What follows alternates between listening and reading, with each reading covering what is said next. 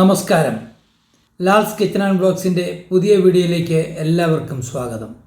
കഴിഞ്ഞ ദിവസം നമ്മൾ ചെയ്ത വീഡിയോ നിങ്ങൾക്ക് എല്ലാവർക്കും ഒരുപാട് ഉപകാരപ്രദമായി കാണും. കാരണം അതിൽ നമ്മൾ പറഞ്ഞിരിക്കുന്നത് വെക്സ്ഫോർഡ് ജനറൽ ഹോസ്പിറ്റലിൽ NICU വാർഡിലേക്ക് ഇൻ്റർനാഷണൽ നേഴ്സസിനെ ക്ഷണിച്ചുകൊണ്ടുള്ള വാർത്തയായിരുന്നു. ഇതിനു മുമ്പ് ചെയ്ത കുറച്ച് വീഡിയോകൾ മെഡിക്കൽ സർജിക്കൽ വാർഡുകളിലേക്കായിരുന്നു.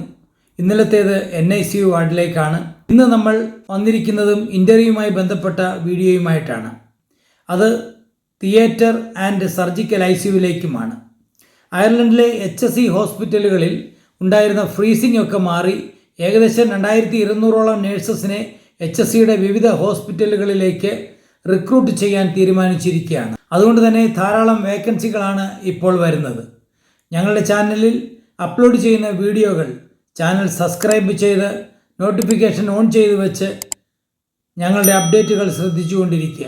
നിങ്ങൾക്ക് ഉപകാരപ്രദമായ അയർലൻഡിലെ അടക്കം മറ്റ് വെസ്റ്റേൺ രാജ്യങ്ങളിലെ യൂസ്ഫുള്ളായ എല്ലാ വീഡിയോകളും ഞങ്ങൾ അപ്ഡേറ്റ് ചെയ്യുന്നതായിരിക്കും. നമുക്ക് നേരെ വീഡിയോയിലേക്ക് പോകാം. ഡബ്ലിനിലുള്ള അക്യൂട്ട് പീഡിയാട്രിക് ടീച്ചിങ് ഹോസ്പിറ്റലിലേക്ക് തിയേറ്റർ ആൻഡ് സർജിക്കൽ ICUവിൽ എക്സ്പീരിയൻസ് ആയിട്ടുള്ള സ്റ്റാഫ് നേഴ്സസിനെ റിക്രൂട്ട് ചെയ്യാൻ തീരുമാനിച്ചിരിക്കുന്നു.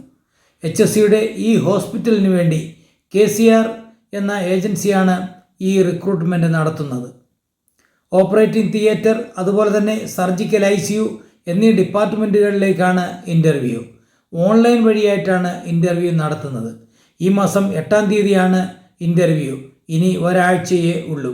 താല്പര്യമുള്ളവർ സ്ക്രീനിൽ കൊടുത്തിരിക്കുന്ന ഇമെയിൽ ID-യിലേക്ക് നിങ്ങളുടെ CV, മറ്റ് ക്വാളിഫിക്കേഷനുകൾ കൂടെ ഒരു കവർ ലെറ്ററും വെച്ച് മെയിൽ ചെയ്ത് കൊടുക്കുക. നല്ല കാൻഡിഡേറ്റ്സ് ആണെങ്കിൽ ഉറപ്പായിട്ടും അവർ നിങ്ങളെ കോൺടാക്റ്റ് ചെയ്യും. അതുപോലെ തന്നെ ഇപ്പോൾ എക്സ്പീരിയൻസ് ചോദിക്കുന്നത് 6 വർഷം 4 വർഷം എന്നൊക്കെ പറഞ്ഞാണ്. എങ്കിലും നിങ്ങൾക്ക് 2 വർഷമേ ഉള്ളൂവെങ്കിലും അല്ലെങ്കിൽ അതിൽ കുറവാണെങ്കിലും നിങ്ങളുടെ ആപ്ലിക്കേഷൻ നിങ്ങൾ അയച്ചു കൊടുക്കുക. എപ്പോഴാണ് ലക്ക് വരുന്നത് എന്നറിയില്ല. ചിലപ്പോൾ നിങ്ങൾ സെലക്ട് ആവാനും മതി. അല്ലാതെ അവർ 6 വർഷം ചോദിച്ചു അതുകൊണ്ട് അയക്കേണ്ട എന്ന് വിചാരിച്ചിരിക്കരുത്. എങ്കിലും HSE ഈ നേഴ്സസിന് 6 വർഷത്തെ എക്സ്പീരിയൻസ് ആണ് ചോദിക്കുന്നത്. കൂടാതെ 200 ബെഡുകളെങ്കിലുമുള്ള ഹോസ്പിറ്റലുകളിലുള്ള എക്സ്പീരിയൻസ് ആയിരിക്കണം വേണ്ടുന്നത്. ഇനി ഇതിൻ്റെ റിക്വയർമെൻറ്റ്സ് എന്തൊക്കെയാണെന്ന് നോക്കാം. NMBI രജിസ്ട്രേഷൻ ഉണ്ടായിരിക്കണം. ഇല്ലെങ്കിൽ അതിൻ്റെ പ്രോസസ്സിംഗ് സ്ക്രീൻഷോട്ട് ആപ്ലിക്കേഷനോടൊപ്പം വയ്ക്കണം. നേരത്തെ നമ്മൾ പറഞ്ഞിരുന്നു 6 വർഷത്തെ അക്യൂട്ട് ഹോസ്പിറ്റൽ എക്സ്പീരിയൻസ് ഉണ്ടായിരിക്കണം. അത് ഓപ്പറേറ്റിംഗ് തിയേറ്റർ അല്ലെങ്കിൽ സർജിക്കൽ ICUവിൽ ആയിരിക്കുകയും വേണം.